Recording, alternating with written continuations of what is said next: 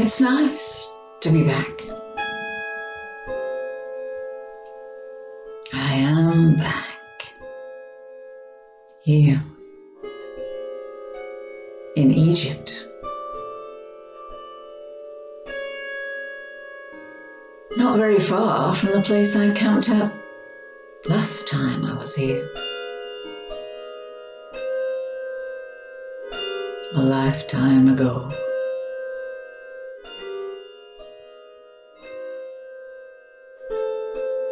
I'm back. Here. In Egypt. At the place where the rest of my life began. In Egypt. On a small island. Tehran. Halfway to Saudi Arabia.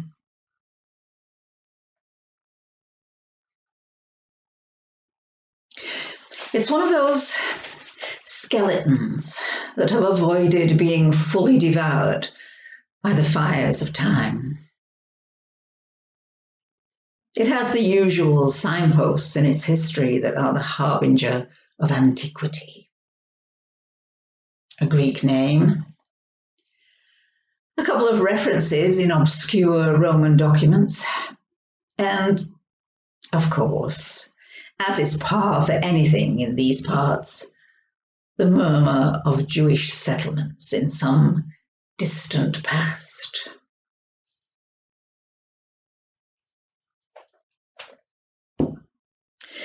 It barely showed up as a patch of brown and green through the windows of the low-flying Cessna that brought us here. And that was on a good day. But for people like me, this is pure gold. Layers of pentimenti laid on the canvas of the good earth by successive civilizations, most often by barbarians. That has not changed what I do, though the whys have changed. The last time I was here, I was an ambitious young lass keen to make my way in the rugged, pickaxed and shoveled-up world of archaeology. My particular specialty was forensic archaeology. I can't stand men who smile in the morning. Before 11, at any rate.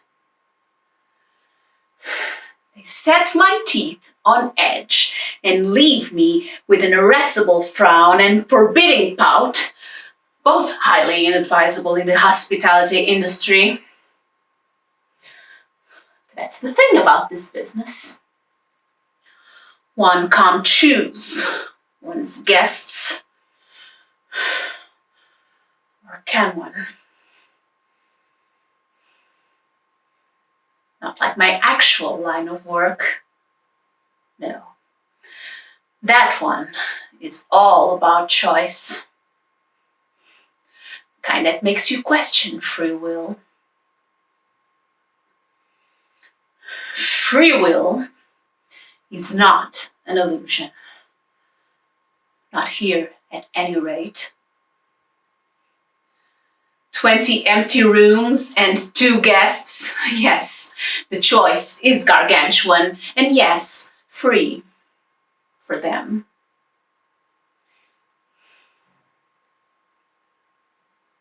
Archaeologists. Almost family. My mother was an amateur archaeologist. She was even attached to a professional dig some years ago, excavating some caves, working for some iconic bigwig in the field. There was an accident on site. The chap was killed and the dig disbanded. And she got pregnant with me. My father was probably some young scoundrel who couldn't keep it in his pants and hot-footed it back to his own country. Probably had a wife or a girlfriend back there.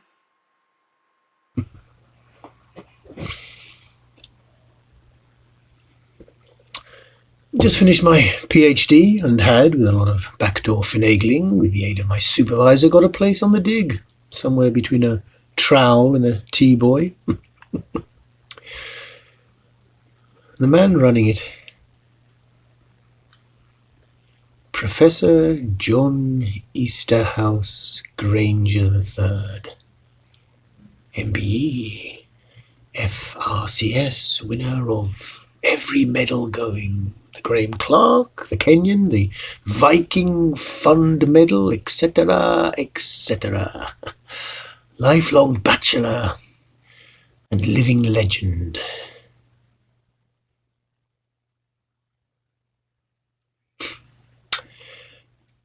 Used to call me his lapdog.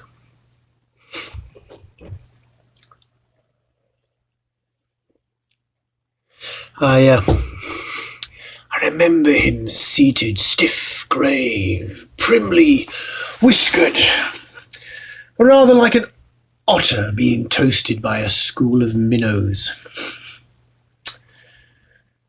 Tells you everything you need to know about the man. Well, perhaps not everything. For some years now, apparently, there had been no woman on any of his digs. A rumour had it that ancient lead-lined Alexandrian plumbing wasn't the only kind he obsessed over. This dig was no exception. We had exactly one female, the occult-dabbling Hamida, and she didn't quite qualify. A born spinster whose ancient crumbling mansion we used as a base camp, not exactly the kind to make a man drool. After the dig, she changed her name, razed the old mansion to the ground, and built a swanky new hotel. And now it's mine. She passed away last spring. It was her favorite time of the year. And her favorite festival, the Sham el Nassim.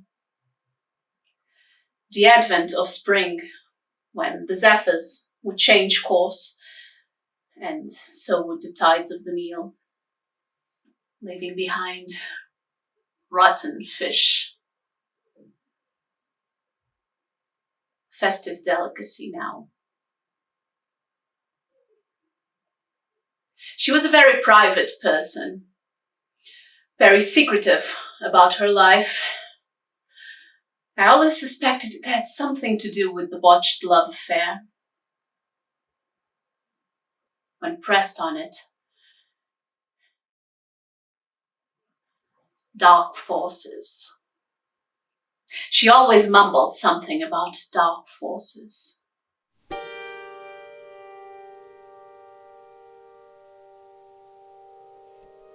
Then she arrived, with the tides of spring. Oh. Within a week of her arrival, we'd become fast friends, with the possibility of something more. Things were beginning to come along rather nicely. I'd begun to whistle and hum at work. It even elicited a rare smile from the top man. The zephyrs were changing course. The spring festival was on. I had my first taste of rotten fish. I barely survived. But the man, of course, took a shine to it. in spite of the well-known dangers of inadvertent poisoning. He had always been an ostentatiously selfish, curious cat.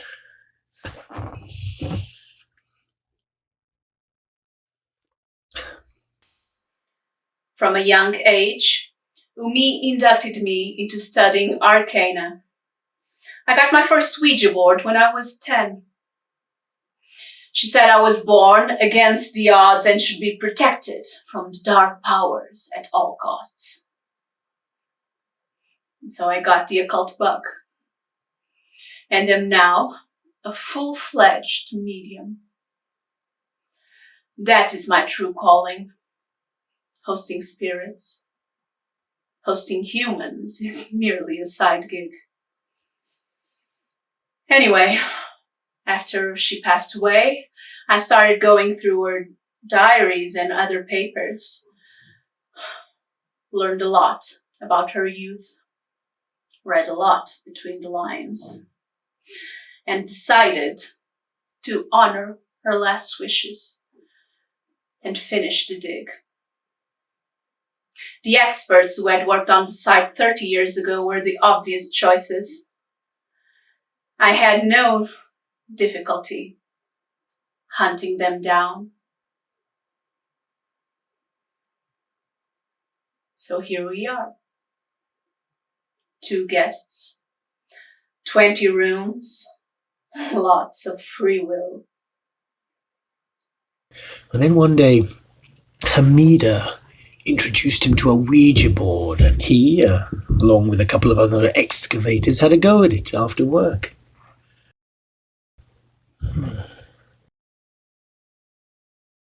Something changed after that. Where once had been a pat and reassuring nod for everyone, there was a kind of trouble and suspicion. As activity at the dig heightened, he withdrew inwards. I had to take over some places. He began ordering books on the occult, Ouija boards and crystal globes. Rumour had it that he'd got into the habit of cornering a couple of people at random and inviting them to play a Ouija board game with him. The board came up with nonsensical answers most of the time, of course. He'd be left fuming. But there was an increasing restiveness among the workers. Hamida was beginning to look grumpier, if that was possible.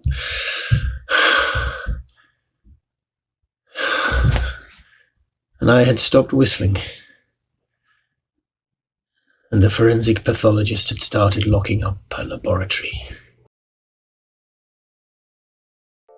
At the weekly joint dinners, when the whole camp gathered to break bread, I could feel the sudden strain, a sense of ropes being frayed, taut cables strained to breaking point.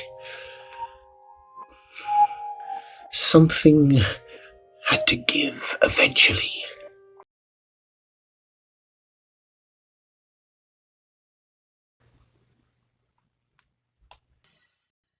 One evening, the professor finally managed to catch us both, virtually dragged us to his tent, opened the Ouija board, looked at us with a manic gleam, and said, "Have you had a chance to play the game that's going round?"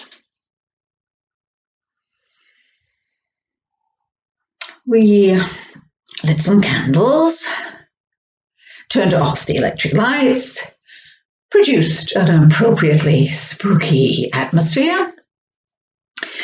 The professor uttered some incantations, sounded like Aramaic. There was a breath, something fresh, like a zephyr from the east, smelling of lilac and denatured alcohol. Of course, that was my perfume and his aftershave. Preposterous nonsense. Still, I wasn't wearing perfume. And he had 3 o'clock shadow. We gripped planchette.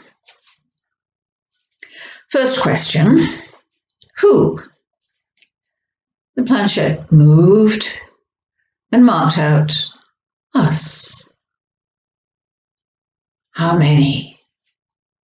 Answer, 2. Third question, what? The planchette moved fast. Kill. He looked intently at us.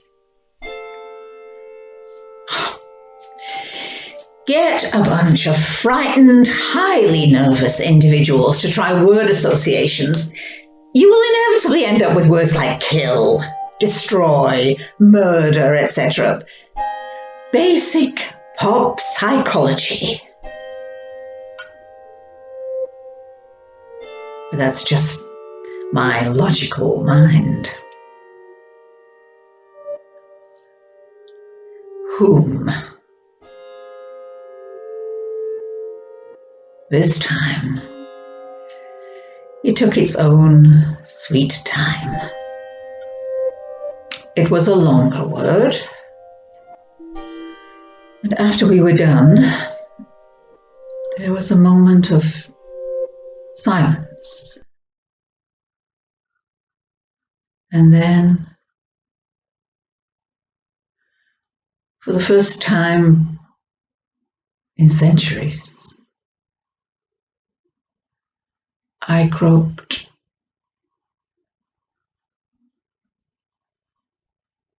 daughter.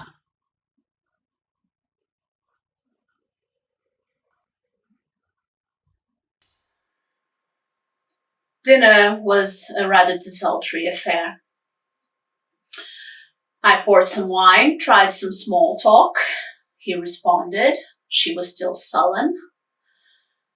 After the second glass, while I was offering him a top-up, she suddenly said, "They said you talked to ghosts." The temperature in the room dropped a couple of degrees. The silence was absolute. Where is a storm when you need one? Dessert would have to do as diversion. I snapped my fingers and it was wheeled in promptly. Seasonal delight. Rotten fish.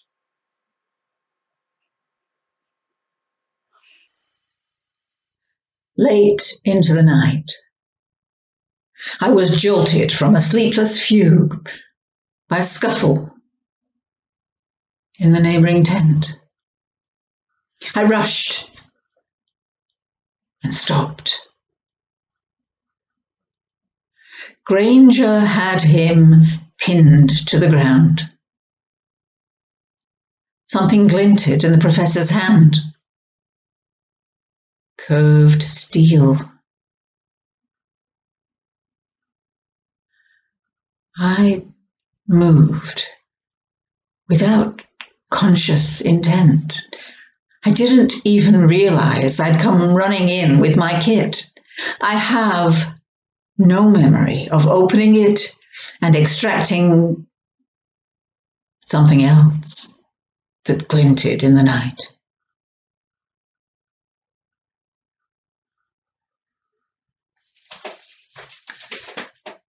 When the haze cleared, all 3 of us were on the floor.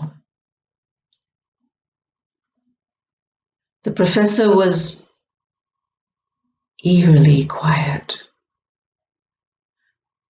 with occasional tremors in his fingers.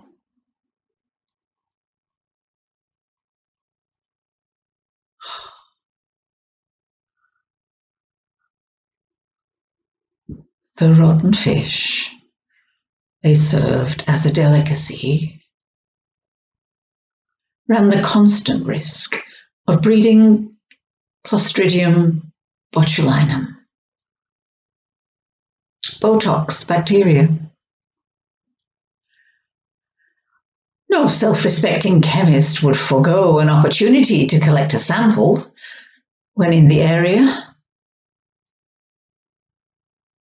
An immoderate jab can produce paralytic coma or death.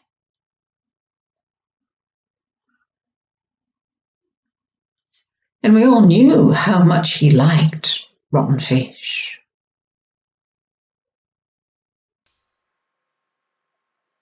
I noticed they had not touched the dish. He was looking at it with heartfelt revulsion. I didn't know it was possible to hate fish all that much. But everyone had a part to play. Mine was to talk, and theirs to consume. And so I talked about ouijas and talking to ghosts. The dead don't really talk to the living. Spirits are simply the last scattered thoughts of the ex-living trying to complete themselves. The Ouija board simply channels the last cogent thoughts some poor soul had before their neural activity dissipated into the ether.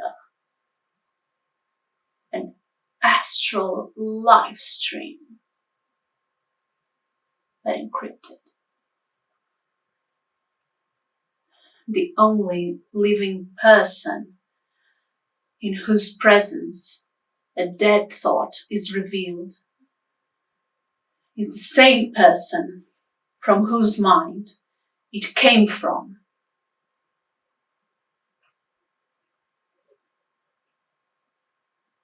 She apologized for her lack of appetite.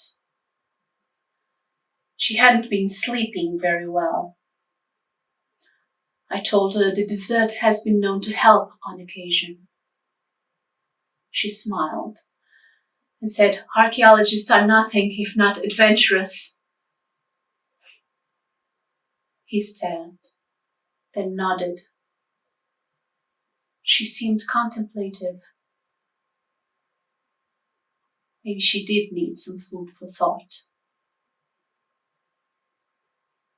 I also lent them my self-published book on Ouija boards, since they seemed so very keen. He grabbed it almost hungrily, and up they went. A tired duo with rotten fish and an occult book.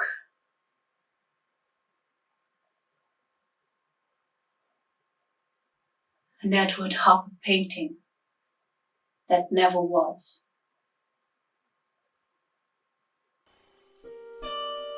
I always knew it would end here. Time indeed is cyclic. Every act is reversible within a circle. Subject and object interchangeable. Verbs lose their place. 3 words. Us. Kills. Daughter. In any order. I haven't had fish in a long, long time.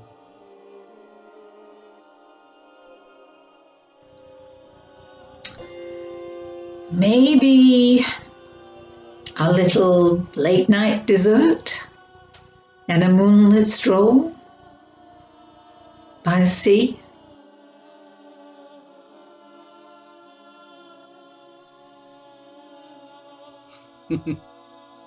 Yes.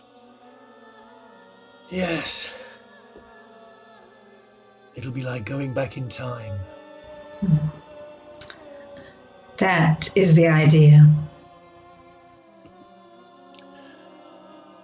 Bon appetit.